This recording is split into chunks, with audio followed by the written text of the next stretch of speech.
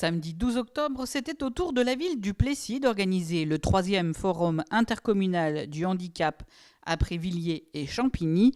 Près de 1000 visiteurs ont arpenté les allées ou assisté aux tables rondes avec beaucoup d'intérêt.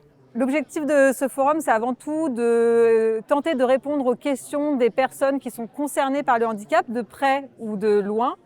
Mais aussi, ce sont des lieux d'échange, de partage, de sensibilisation au handicap et aussi peut-être d'émergence de projets entre les différentes associations qui sont présentes sur les différents stands.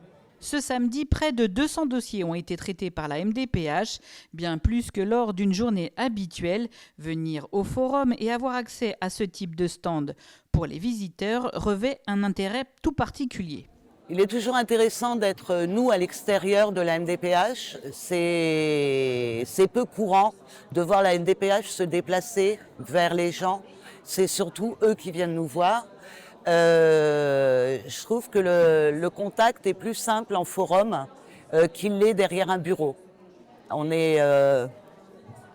est différent sur le week-end, voilà. Ne pas invisibiliser les personnes porteuses de handicap, c'est tout l'intérêt de ce type d'événement pour Christelle qui est venue avec sa fille. Le but, c'est de se faire connaître. Le but, c'est de que ça soit pas des gens invisibles.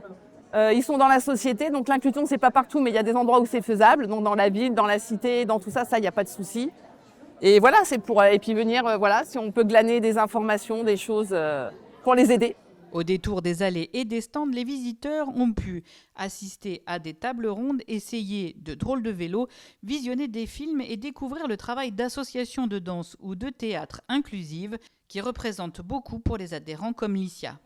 Il n'y a pas beaucoup de gens qui connaissent beaucoup d'activités pour les personnes en situation de handicap. Donc je conseille, si un jour je vois quelqu'un qui cherche une activité pour n'importe quel enfant, je pourrais dire d'essayer l'anti-danse pour que l'enfant se épanouisse. Présente au forum également, l'association P3T proposait une initiation au ping VR ou ping virtuel. 80 personnes, valides ou non, ont essayé et pris du plaisir à jouer de cette façon. Le P3T voudrait aller encore plus loin dans l'inclusion en proposant un créneau ping santé avec le concours de son entraîneur habilité.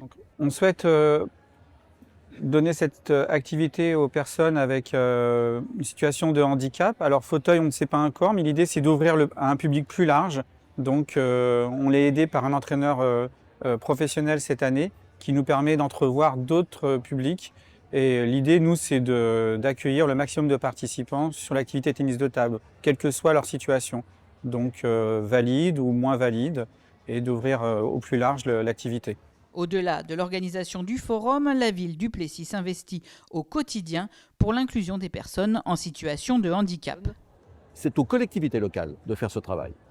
Et vraiment, c'est lourd. C'est lourd parce que cela commence par des aspects du bâtiment qu'il faut adapter, par des voiries qu'il faut adapter. Et c'est bien normal, c'est notre premier rôle. Mais au-delà de cela, c'est aussi un travail d'inclusion au sein de nos écoles, par exemple, au sein des entreprises.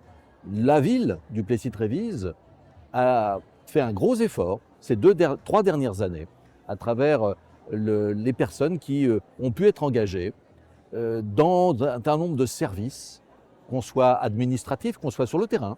De l'avis des partenaires et des visiteurs, ce forum est une belle réussite. Le Plessis passe le relais à la ville de Saint-Maur qui organisera le grand rendez-vous en 2025, une année particulière qui marquera les 20 ans de la loi handicap.